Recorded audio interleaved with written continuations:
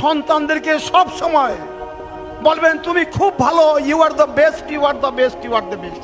তাদেরকে কোনোদিন তুচ্ছ তাচ্ছিল্য করবেন না, গালমন্দ দিবেন না, কোনোদিন বলবেন না তুই গাধা, তুই শুয়োর, তুই গরু, তুই কুত্তা, তোরে দিয়ে কিচ্ছু হবে না। এই সমস্ত কথা কোনোদিন সন্তানদেরকে বলবেন না। বাবা মা হিসাবে সন্তানদের অনুপ্রাণিত করবেন, সব সময় ভালো বলবেন, তার গুণ বলবেন। তুমি খুব ভালো, ডেইলি স্কুলে যাও, ঠিক মতো লেখাপড়া করো, শিক্ষককে মান্য করো, কোনো বন্ধুর সাথে ঝগড়া করো না, কোনো বন্ধু টিফিন না আনলে তুমি খাইয়ে দাও, তুমি কারো ব্যাগের থেকে কোনো জিনিস চুরি করো না। এই সমস্ত জিনিস মিয়া সাহেব কলের গানের মতো বলতে হবে। আইনস্টাইন স্কুল থেকে বের করে দিয়েছে টিচার, তার মার কাছে একটা চিঠি লিখে দিছে, তোমার ছেলে একটা গাধা, তার দিয়ে কিচ্ছু হবে না, তাকে লাঙ্গল জল কিনে দাও, সে হাল চাষ করে খানা দানা করো। আইনস্টাইন দৌড়ে গেছে আম্মার কাছে, আম্মা শিক্ষক আমার ব্যাপারে কি লিখছে, আমাকে তো স্কুল থেকে বাইর করে দিছে।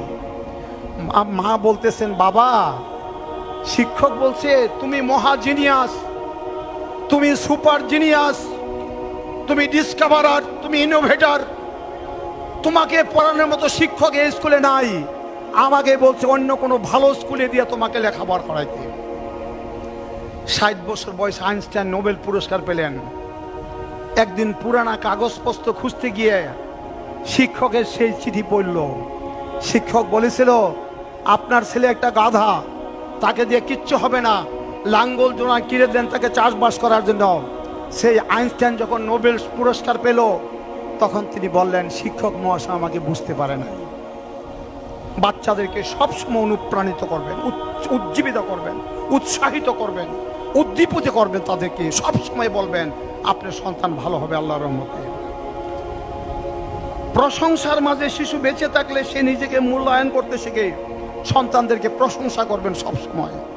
নিরাপত্তার মাঝে শিশু বেঁচে থাকলে সে বিশ্বাসী হতে শিখে, অনুমোদনের মাঝে শিশু বেঁচে থাকলে সে নিজেকে ভালোবাসতে শিখে, স্বীকৃতি আর বন্ধুদের মাঝে বেঁচে থাকলে সে পৃথিবীকে ভালোবাসতে শিখে।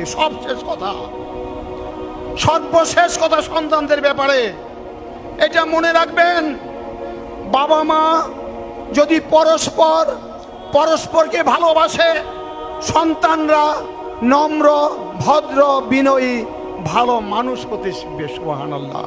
আমরা যেন সন্তানদের সামনে নিয়ে কোনোদিন আমরা অশোভন আচরণ না করি।